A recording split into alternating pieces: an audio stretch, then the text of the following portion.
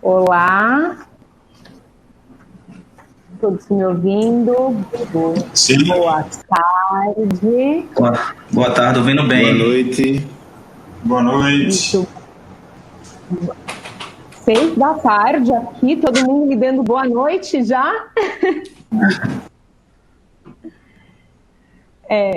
Porque aqui em Recife já escureceu. Eu estou em São Paulo, vou me apresentar para aqueles que estão entrando agora. Estamos realizando uma maratona de lives aqui do Grupo Oncoclínicas. Falaremos agora com os nossos especialistas do Grupo Oncoclínicas em Recife, Dr. Bruno Pacheco, Dr. Eduardo Nojosa e Dr. Felipe Leite. Tudo bem, doutores? Boa noite, tudo ótimo.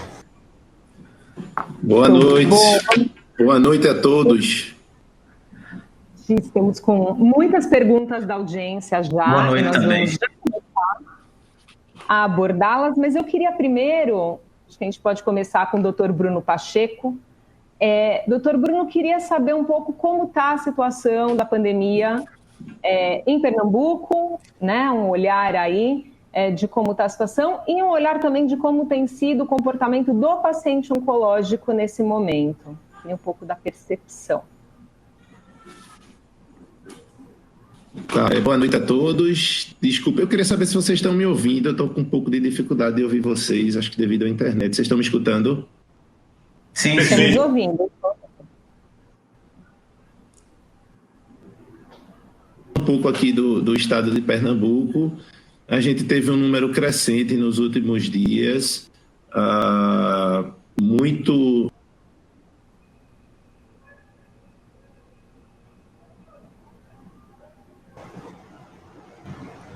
Travou, o doutor Bruno caiu. Então, eu vou pedir para o doutor Felipe falar um pouquinho, depois o doutor Eduardo, até que o doutor Bruno consiga restabelecer a sua conexão. Pode ser? Claro. Nós aqui em Pernambuco estamos... O Estado está montando um nível de guerra, né? Para poder controlar essa disseminação, mas tudo dentro das normas da OMS, do Ministério da Saúde, tentando respeitar o isolamento sempre que possível, porém, o mais natural vem acontecendo. Com a chegada dos kits de detecção precoce, a gente tem aumentado o número de casos, porém, a gente tem tido um nível de mortalidade dentro inclusive um pouco abaixo da média nacional.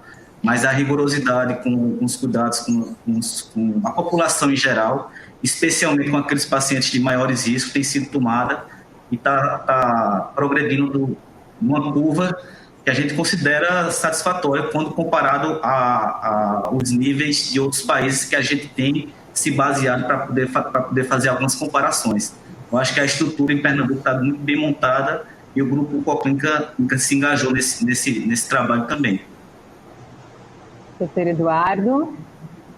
Bom, eu diria que Pernambuco hoje tem uma situação privilegiada quando a gente compara principalmente a outros estados como São Paulo, Rio de Janeiro, Distrito Federal. Nós tivemos hoje 400 casos já diagnosticados. A gente sabe que há uma subnotificação até pela quantidade pequenas de testes, né? Aqui no Brasil a gente só testa os pacientes graves, pacientes que estão nos hospitais, mas se a gente comparar Pernambuco com outros estados, a gente vê que a gente, graças a Deus, não está no mesmo nível. A gente está com um número de casos bem menor, bem mais reduzido, e acredito que muito isso por causa do isolamento precoce, né? Pernambuco começou o isolamento antes até de São Paulo, e apesar de São Paulo já ter mais casos do que a nossa situação aqui, então isso certamente nos ajudou agora nesse primeiro momento, o que é fundamental para a gente dar tempo para que nossas autoridades se preparem, todo o serviço se prepare para encarar de frente essa epidemia. Muito bom. Eu já vou, então, começar com uma das perguntas, uma pergunta bem interessante. Doutor Bruno retornou, doutor Bruno, então eu vou passar para o doutor Bruno de novo a palavra para a gente fechar aí o nosso ciclo sobre como está a situação em Pernambuco, como está... Sim, desculpa, teve problema na internet.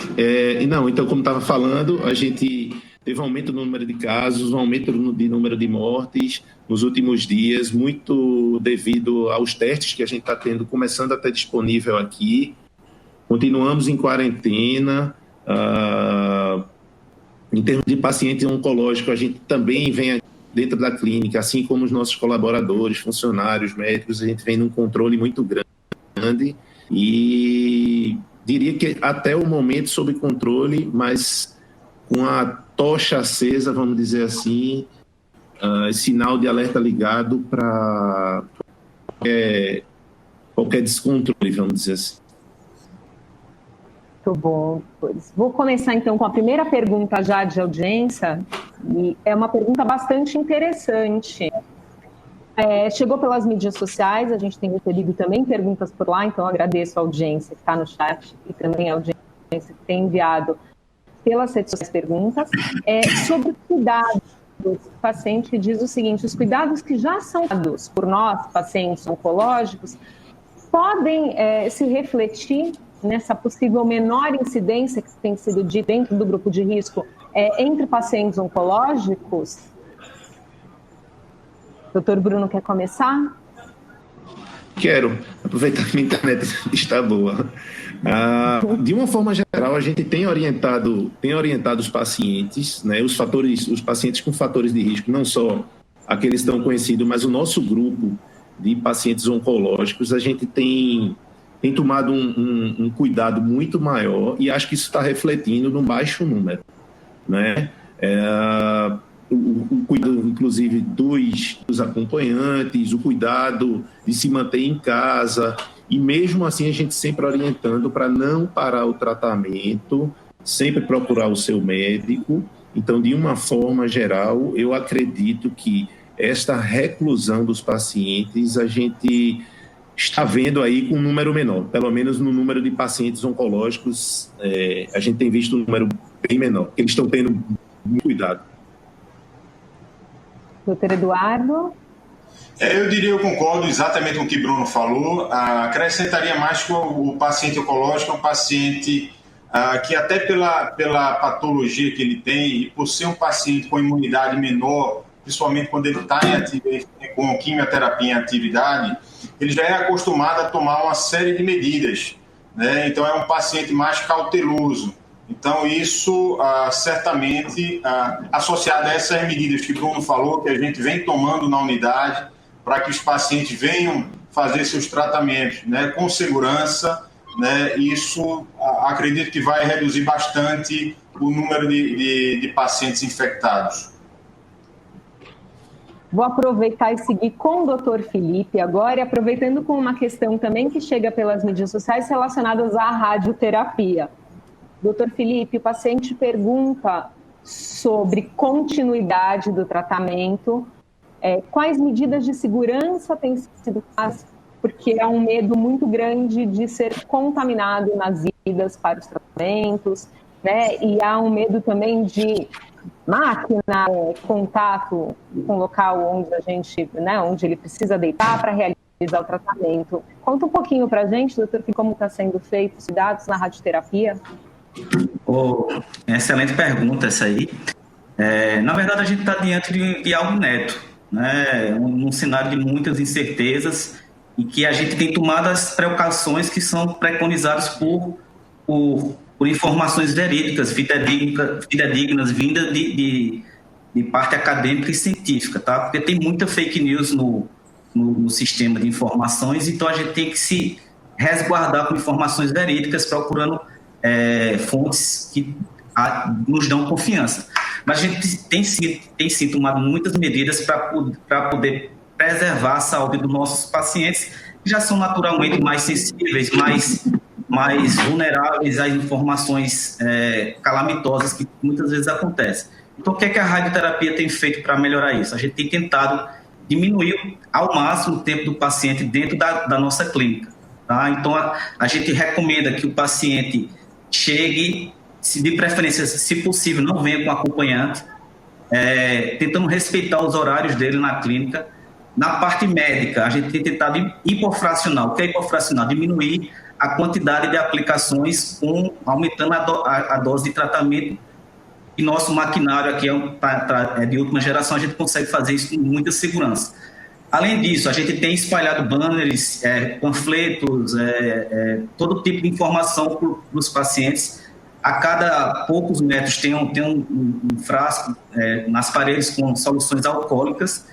E no tocante ao tratamento em si em máquina, a gente tem feito limpezas alternadas a cada paciente que trata. Então, entrou um paciente, a mesa onde ele trata é limpa com a solução alcoólica, é posicionado nova fronha, novo papel, e o paciente tem essa segurança. Além disso, a gente tem tentado posicionar os pacientes de forma a evitar aglomerações, um bastante distante do outro, já que a nossa oncoclínica aqui em Recife tem um espaço generoso, então a gente consegue posicionar os pacientes que têm o mínimo de contato possível. Então, nesse sentido que a radioterapia tem feito, além de ter um dos aspectos mais importantes que a gente tem feito é fazer uma abordagem todos os dias, assim que o paciente chega na clínica, para ver se ele tem algum sintoma relacionado à Covid, seja tosse, febre, algum problema respiratório. Então, a gente faz triagem diária, então a gente tem tido uma taxa de desistência baixíssima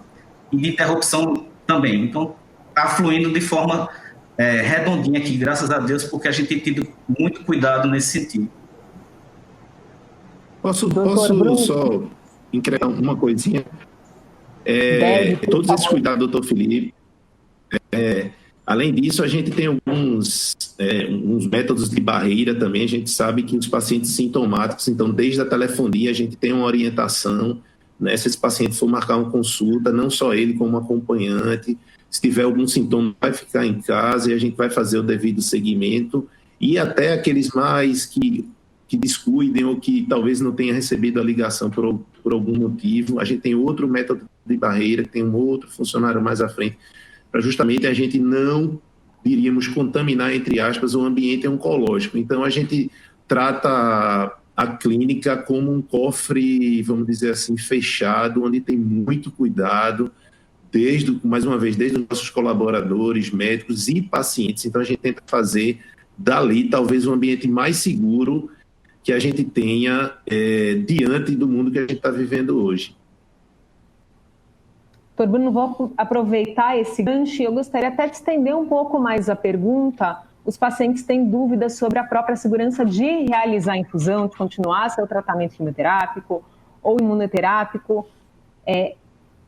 Qual é a recomendação? O que está sendo dito para os pacientes nesse momento?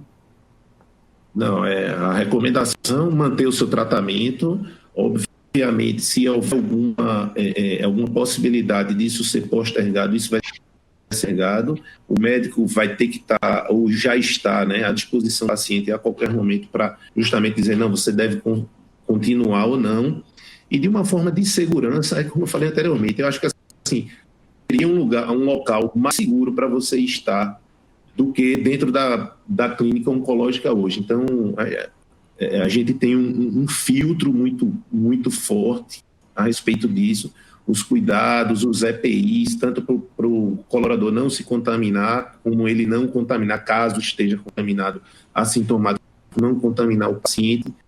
Então, eu diria que estamos dentro de um espaço de extrema segurança. Obrigada, doutor Bruno. Vou voltar agora para o doutor Eduardo com uma outra questão sobre exame de rotina. E a gente está seguindo uma linha aí nas perguntas que estão chegando. A Graça mandou uma pergunta sobre a realização dos exames. Ela faz tratamento oncológico há 3 anos e ela realiza exames periódicos a cada 6 meses. Ela gostaria de saber se ela deve manter essa rotina, essa periodicidade, ou se ela deve adiar, guardar qual é o protocolo no caso dos exames aí de controle. Tá. Graça, veja só, é importante a gente saber em que situação você se encontra. Existem pacientes que têm a doença em atividade, que estão fazendo quimioterapia e que com uma certa frequência, às vezes bimestral ou 3 meses, a gente faz os exames para a gente ver como o tratamento está ocorrendo. Ou então, quando a gente vai fazer o tratamento e a gente precisa checar, né, o paciente está com algum sintoma, uma suspeita de progressão. Então, eu diria que nesses casos há uma necessidade mais urgente de fazer o exame. Existem outros pacientes que são aqueles que já fizeram um tratamento e agora estão apenas em acompanhamento, né? E nesses casos a gente tem orientado caso a caso. Então a nossa recomendação é que você procure seu médico, procure seu oncologista, né, para tirar qualquer dúvidas. Né? Lembrando que existem outras ferramentas que muitas vezes um paciente não precisa vir na clínica, como a telemedicina, né, que a gente está implementando aqui na unidade, e que vai ser possível, sim, um médico, em algumas situações, não é para todo paciente, a gente poder atender uma demanda de paciente e, ao mesmo tempo, o paciente da sua casa, sem precisar vir aqui na instituição. Perfeito, doutor. Mais uma pergunta do Francisco. Ele comenta que já é um paciente idoso, tem 65 anos, faz tratamento oncológico, e ele queria saber sobre vacina da gripe, que, aliás, é um dos temas que mais tem aparecido nas lives ao longo do dia. Paciente oncológico, qual a recomendação sobre a vacina? Doutor Bruno, quer falar? Pronto. Todo paciente oncológico em segmento, né, ele deve tomar sua vacina, tá? Isso não vai acarretar nenhum problema para ele. Os pacientes que estão em quimioterapia, teoricamente eles podem tomar, entretanto, ele pode ter um efeito um pouco menor dessa vacina. Pode ser que a vacina não dê pega, vamos falar como a gente diz aqui. Caso ele está perto de terminar um tratamento de quimioterapia, você diria para ele tomar após o término da quimioterapia, quando a imunidade dele já vai estar apta para ele formar um anticorpo contra o vírus. Então, de uma forma geral, todo mundo tem que tomar a sua vacina contra a gripe, e aqueles que estão em quimioterapia, conversar com o seu oncologista para dizer qual é o melhor dia ou mês para tomar, porque às vezes é melhor esperar por 45 dias e tomar depois que terminar a quimio já com imunidade ok, do que tomar durante o tratamento. Mas alguns não vão parar o tratamento, então esses pacientes têm que continuar ou devem tomar durante o tratamento mesmo. Eu queria fazer um complemento. Posso fazer um complemento à resposta do Bruno? Eu queria acrescentar dois benefícios que a vacinação tem. Né? Primeiramente, apesar da vacina contra a influenza, a gente vacinando, a gente diminui a incidência de internações de pacientes por outras doenças, no caso como a influenza, preservando aí sim nossos hospitais, nossas UTIs, né, deixando para aqueles pacientes mais graves que estão com coronavírus. E um outro dado interessante é que parece que pacientes que fizeram a vacinação contra a influenza, eles apresentam, quando eles desenvolvem o coronavírus, eles apresentam uma doença mais leve do que aqueles que não foram vacinados. Claro que assim, é tudo muito novo, mas há uma suspeita que isso possa trazer um benefício positivo aí para os nossos pacientes. E, doutor, eu vou emendar numa outra pergunta da Glória Macedo. A Glória Macedo, ela pergunta sobre a vacina pneumocócica. Ela queria saber se é recomendado para o paciente oncológico. No caso dela, ela é uma paciente que já fez quimioterapia e radioterapia, mas a pergunta é aberta. O paciente oncológico, de forma geral, ele deve tomar essa vacina? Olha, de uma forma geral, sim.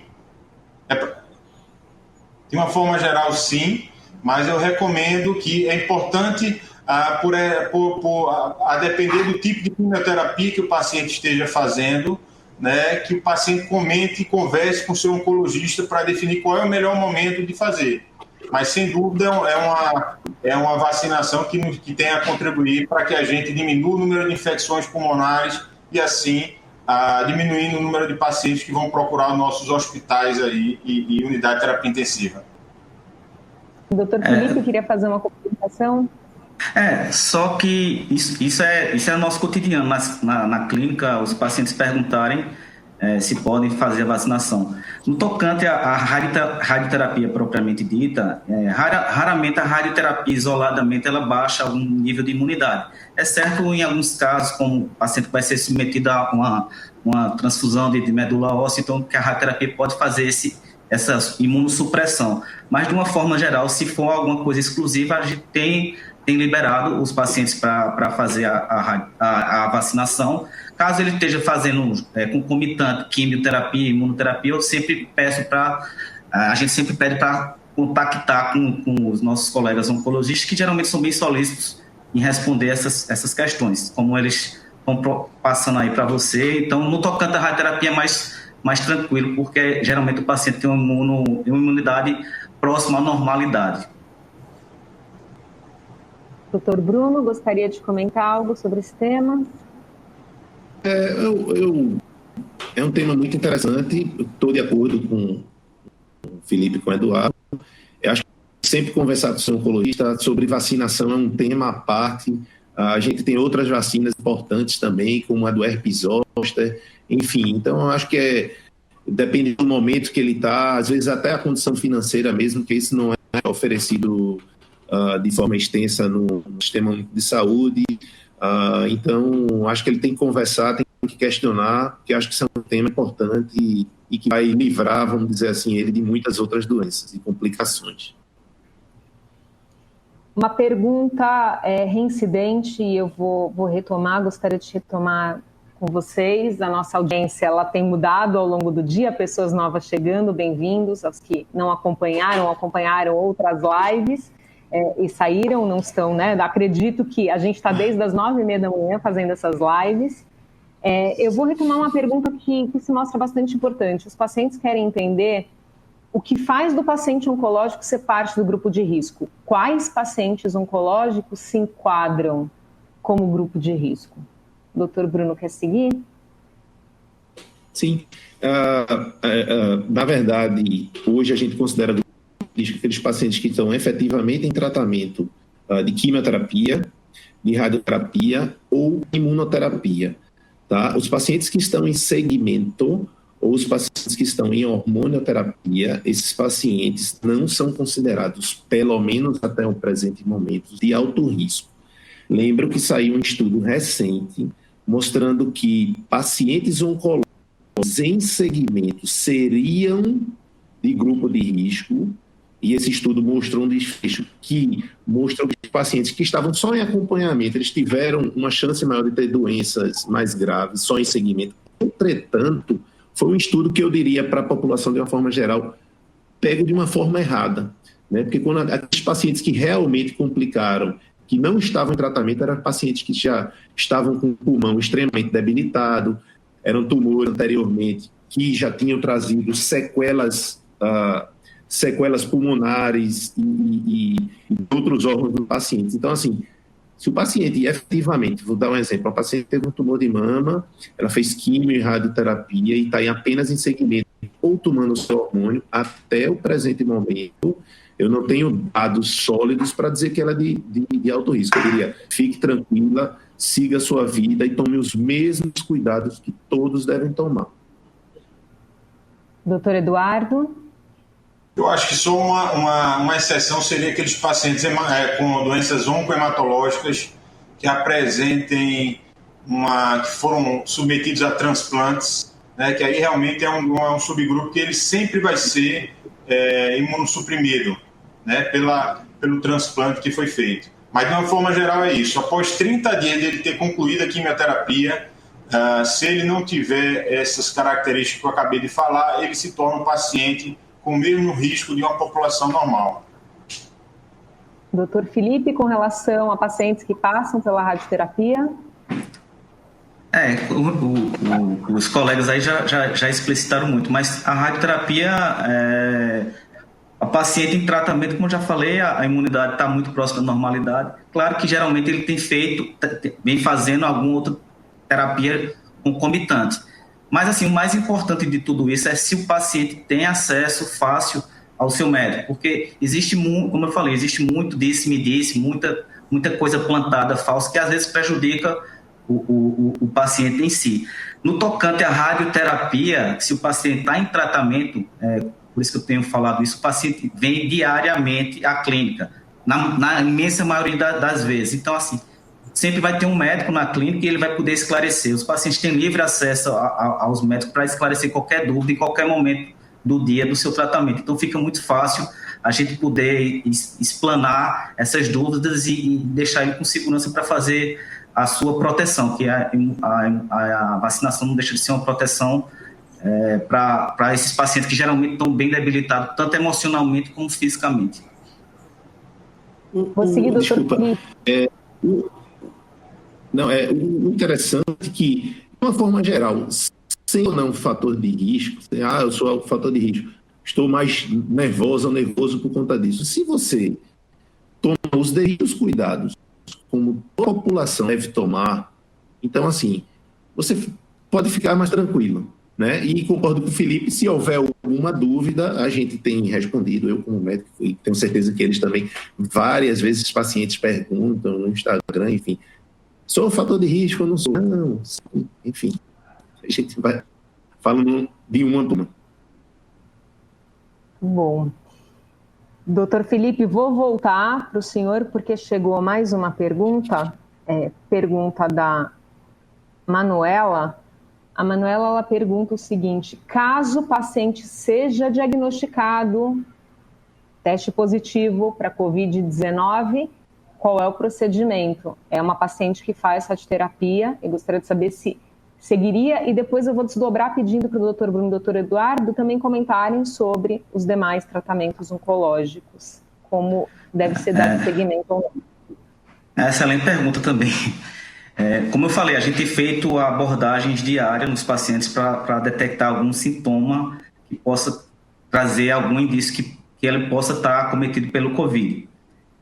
Lembrando que a imensa maioria da população vai ter o coronavírus de forma assintomática.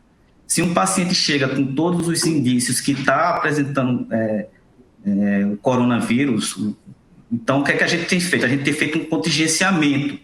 A gente tem pego esses pacientes, se eles não tiverem indicação de tratamento com internamento, tá? Se eles tiverem com um bom estado físico, a gente tem trazido esses pacientes, claro que com a acordância deles, para o último horário do dia. Então, a gente consegue botar os funcionários, os técnicos, as secretárias, se forem necessário, com todo o aparato que tem numa UTI. Tá? Então, o paciente vai no último horário, quando não tem mais nenhum outro paciente na clínica, ele é tratado, depois direcionado para o seu retorno, orientação é importantíssima, que ele continue o segmento com o seu infectologista, que esteja dando um acompanhamento, e um livre acesso conosco. Depois que o paciente trata no último horário, a mesa é esterilizada, não só a mesa, como toda a área de tratamento, para que no dia seguinte os pacientes que não estejam sob suspeita possam vir a tratar de forma normal. Claro que nesse paciente que está com essa suspeita, ele é monitorizado diariamente, tá? Pelo médico, pela enfermagem, pelo técnico de enfermagem, enfim, a gente tem um cuidado especial e sempre com o médico presente durante o tratamento dele. Doutor Bruno, para a gente seguir aí a ordem alfabética, pode comentar com relação aos pacientes em tratamento ativo, quimioterapia, imunoterapia ou até hormonoterapia, eles também têm essa dúvida sobre como dar sequência caso tenha um diagnóstico de coronavírus. No caso do tratamento quimioterápico, ele vai ser interrompido. Todo paciente e colaborador que participa da nossa clínica, de uma forma geral, ele vai ser acompanhado ativamente, né? A gente não vai estar esperando informações. Se ele tiver o diagnóstico, a gente vai estar em contato, a gente tem uma equipe específica para isso, tanto para o acompanhamento de uma forma geral, sintomático ou não, ele vai estar nesse acompanhamento. Então, de uma forma geral, ele vai ter que parar o tratamento dele, fazer a quarentena, e a gente vai estar num segmento e seguindo os protocolos do Ministério da Saúde. Caso haja necessidade de internamento, assim ele será internado e iremos também acompanhá-los. Então, não só ativamente da sua casa, como também, caso ele precise ir para a unidade hospitalar, a nossa equipe também vai estar prestando todo apoio. Então, de uma forma geral, interrompe o tratamento até a resolução do caso do coronavírus. Doutor Eduardo?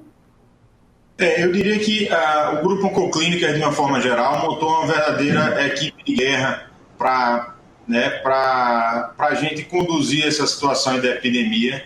Então, tudo foi pensado, né, desde aquele paciente suspeito, de como a gente abordar aquele paciente que está com sintoma, porque os sintomas de gripe e do coronavírus são, né, bastante semelhantes. Então, a gente definiu isso e o paciente que apresente qualquer sintoma, a gente vai definir o que, a depender da gravidade do sintoma dele, se ele é um paciente para ficar em casa, sendo monitorizado, né, com acompanhamento diário pela equipe da gente, ou se é um paciente que deve se dirigir para a unidade hospitalar, onde lá, por ser um caso mais grave, onde ele vai ser submetido ao teste, que é mais fácil fazer. Hoje no Brasil a gente ainda tem uma deficiência de testes, então a maioria dos pacientes só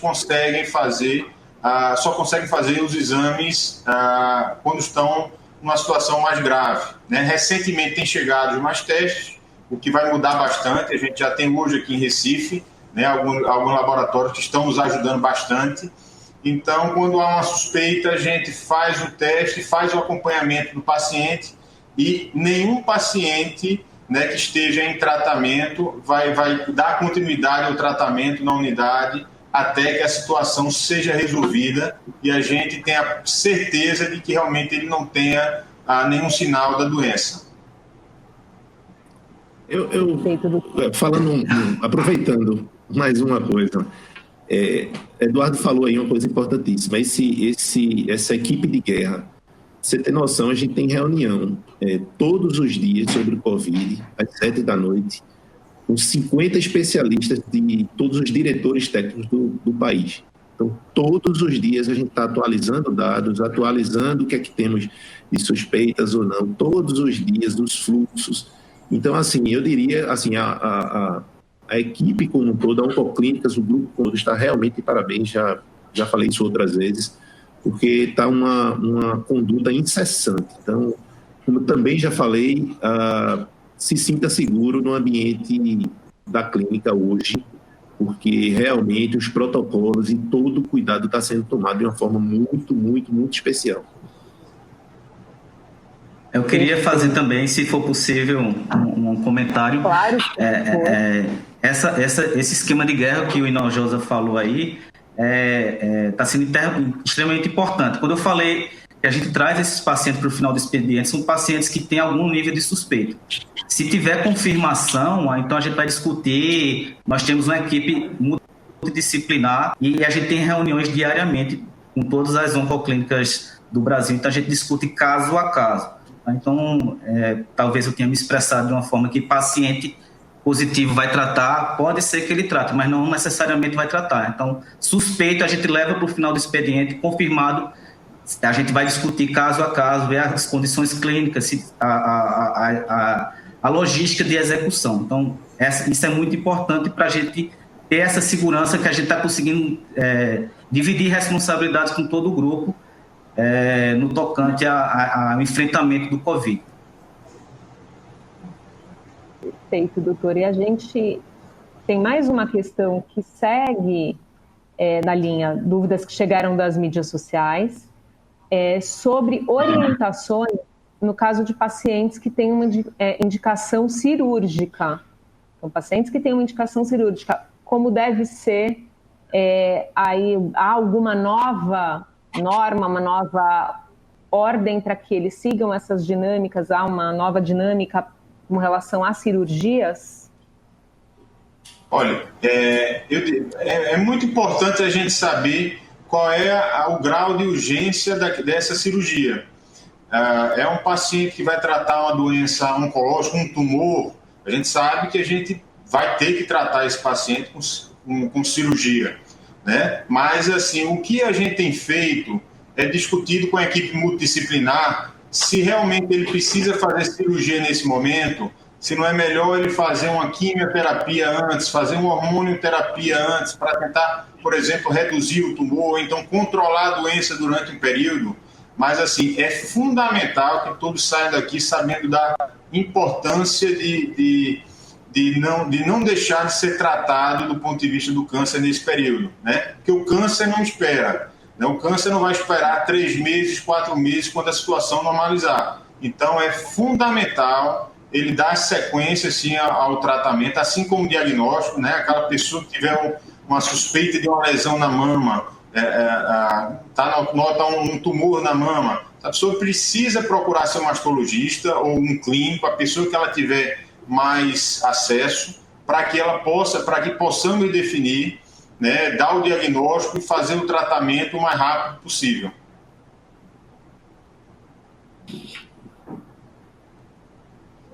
Doutor Bruno, gostaria de complementar? Doutor Felipe? Isso, a gente tem que ter um pouco de cuidado, mais uma vez, tem que procurar o seu médico. De uma forma geral, os tumores mais agressivos, eles vão ser operados.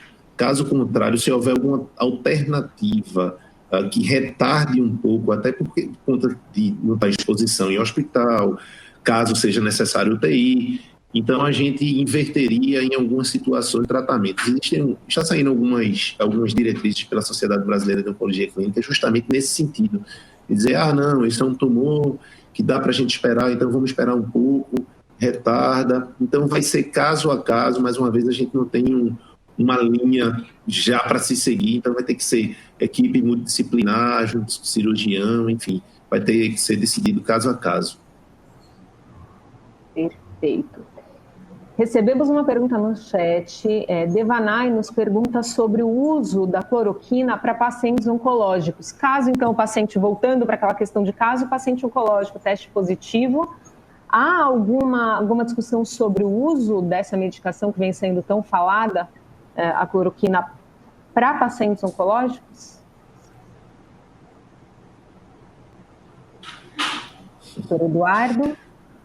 Veja só, o uso da cloroquina realmente é a droga do momento, né? Até porque a gente está diante de uma epidemia de um vírus novo que não se tem um tratamento com o embasamento científico que a gente gostaria que tivesse, mas por outro lado a gente não tem tempo hábil para a gente ter essa evidência científica.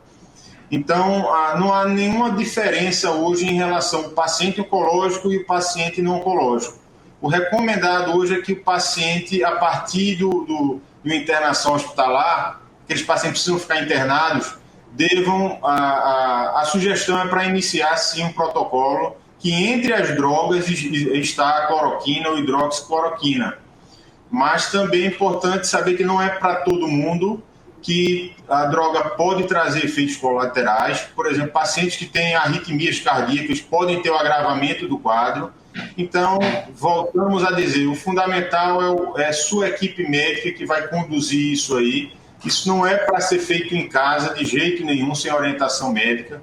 Então, a nossa orientação é essa: procure seu oncologista, procure seu clínico, né, e faça o que eles recomendarem, né? Essa, sem dúvida, é a melhor opção.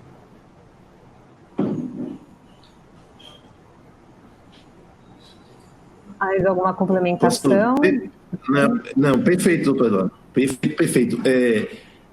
De uma forma, vamos dizer assim, a gente não tem tempo e nem tem medicamento, né? Então, alguns estudos se mostraram positivos, alguns negativos.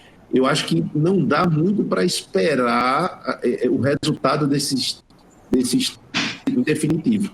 Então, a priori, a gente estaria indicando nos pacientes que estão internados com alguns sintomas respiratórios. De uma forma geral, não é para utilizar em casa, enfim, ou antes de ter a doença, não tem indicado isso. E a gente vê um pouco essa guerra estão falando de política e tal. A gente sabe que a gestão pública precisa de um cuidado a mais, desenvolvidas, enfim. Mas, pessoalmente, eu acredito que nos pacientes internados deva ser utilizado.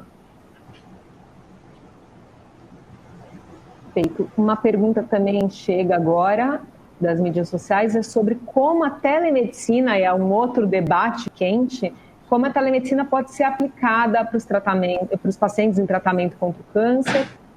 Como é que vocês veem essa possibilidade? Quais casos de pacientes podem ser acompanhados, então, à distância? Eu posso falar? Eu tenho um pensamento que a telemedicina é uma realidade que veio para ficar. Tá? Existe alguma resistência, mas muitas vezes tudo que é novo tem uma certa resistência.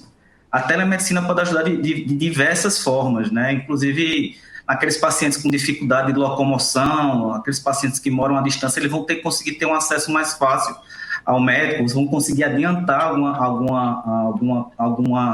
alguma definição da sua doença. Você também vai poder ter acesso a centros de excelência, de confiança sua.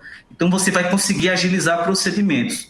Eu acho que é uma realidade que ele não tem mais volta e que a gente vai poder ter essa relação. Claro que vai faltar aquele aperto de mão, aquele abraço, aquele exame físico, mas isso você pode fazer depois que o paciente chegar para dar uma sequência já mais adiantada. Mas como uma realidade, eu acho que veio para ficar e só vai favorecer nossos pacientes, inclusive desmistificando também alguns centros que só são referência. Muitas vezes o paciente vai procurar um centro de referência fora do país e o próprio médico diz, não, continue no seu lugar, você tem um excelente profissional, você tem um excelente aparato tecnológico para fazer seu tratamento. Eu acho que esse aparato da telemedicina não é irreversível, na minha opinião.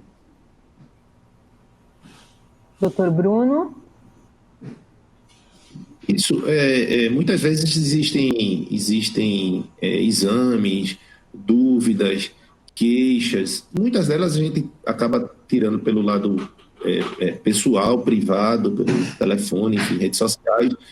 Mas eu também acredito que já está sendo uma arma e acredito que está sendo muito bem-vinda para justamente isso, né? Às vezes o paciente... Eu escutei uma frase interessante de um senhor que foi numa consulta para mostrar um PSA. Eu disse, o senhor está aqui, mas o senhor tem que estar em casa. Ele disse assim para mim, doutor, eu tenho muito mais medo do câncer do que do coronavírus.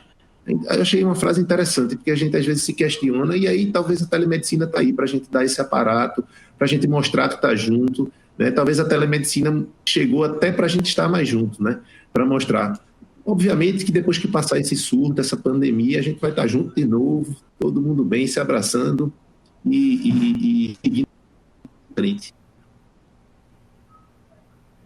Doutor Eduardo? Concordo com todos. Eu acho que é uma ferramenta adicional, importante, principalmente nesse momento. Não é para todo mundo. A gente sabe que assim, uma primeira consulta, onde o paciente precisa ser examinado, você precisa estar com algum sintoma que você precisa de uma avaliação médica, esse paciente não entraria nessa telemedicina. Mas esse é um exemplo típico, aí o doutor Bruno comentou, um paciente que, por exemplo, vem trazer na consulta um exame de PSA. Né? Então, isso é um típico caso de um paciente que a gente pode atender perfeitamente pela telemedicina, evitando assim o deslocamento do paciente, que pode ser que o paciente se exponha e contraia algum tipo de infecção, e da casa dele vai poder ter mesmo tipo de consulta, né, que ele teria como uma consulta presencial, fora apenas o calor humano aí que a gente tenta dar aí nas nossas consultas. Então, acho que é uma ferramenta importante que a gente está trazendo agora para o grupo e que eu acho que vai nos ajudar bastante nesse momento. Perfeito. Para finalizar, a gente está chegando ao nosso limite de tempo. Na verdade, nós já estouramos o tempo previsto, mas temos uma última pergunta que precisamos fazer. Ainda temos perguntas, inclusive, da audiência. Eu queria informar que a gente segue com as lives, então a gente vai fazer as questões, né, numa próxima live, mas a última questão para esse nosso momento aqui com os nossos especialistas de Pernambuco conselho para os nossos pacientes oncológicos. Recebemos de muitos deles, são várias as pessoas que mandaram a mesma informação, questionando, olha, já estou em isolamento, já estou em casa há bastante tempo me resguardando, gostaria de ver meu filho, meus netos, dar um abraço. Então, conselho para eles como fazer para manter o equilíbrio nesse momento em que realmente todos nós precisamos um pouco mais de paciência. Doutor Eduardo, quer começar? Olha, primeiramente, a maior recomendação que eu digo é hábitos saudáveis, né? Começando primeiro pela questão da higienização, que a gente já falou aqui, questão da limpeza das mãos, né? Principalmente quando a gente sair de casa, trocar sua roupa toda, tomar um banho, né? E ter muito cuidado, porque a gente sabe que a maior parte da transmissão é feita de forma oral, né? Do ponto de vista de saúde mental, eu acho importante manter uma atividade física, né? Se conseguir dentro da residência, ótimo, mas se não conseguir, não há uma proibição de você sair, desde que tenha os cuidados com aglomerações, para que você mantenha a atividade. Isso é bom para tudo, né? É bom para a saúde física e mental. Evitar sair de casa, como a gente já falou, realmente só sair quando for extremamente necessário, e seguir as orientações, né? Nada de pânico, né? Tomar as medidas, e caso surja algum sintoma, não deixe de consultar seu médico, oncologista, ou clínico, ou cirurgião, enfim, quem for, para esclarecer qualquer dúvida e para que, se surgir alguma coisa, a solução seja esclarecida e definida o mais rápido possível. Doutor Bruno? Primeiramente, agradecer o convite, dizer que é um grande prazer, viu? Trabalhar com esses dois jovens aí, doutor Eduardo, doutor Felipe, altamente competentes, e um grande prazer estar com eles no nosso dia a dia. Parabenizar o grupo por isso, pelas informações. Acho que quanto mais informação a gente tem, mais convicto e seguro a gente fica, né? Eu sei que é um momento difícil para todos, as vovós, né? Os netinhos, enfim, é um momento difícil, mas é importante, é para a nossa vida, é o nosso futuro, né? Então, acho que ter essas informações, ficar em casa, agradecer a Deus pela vida, esperar um pouquinho, tudo vai dar certo. Então, com calma, a gente vai superar esse momento difícil. Vamos em frente. Quero mandar um beijo especial a todos os pacientes, em especial minhas pacientes. Um beijo grande e estamos aí na luta. Bom, doutora, obrigada. Doutor Felipe? Também queria inicialmente agradecer o convite. É uma honra fazer parte desse grupo líder em oncologia no Brasil.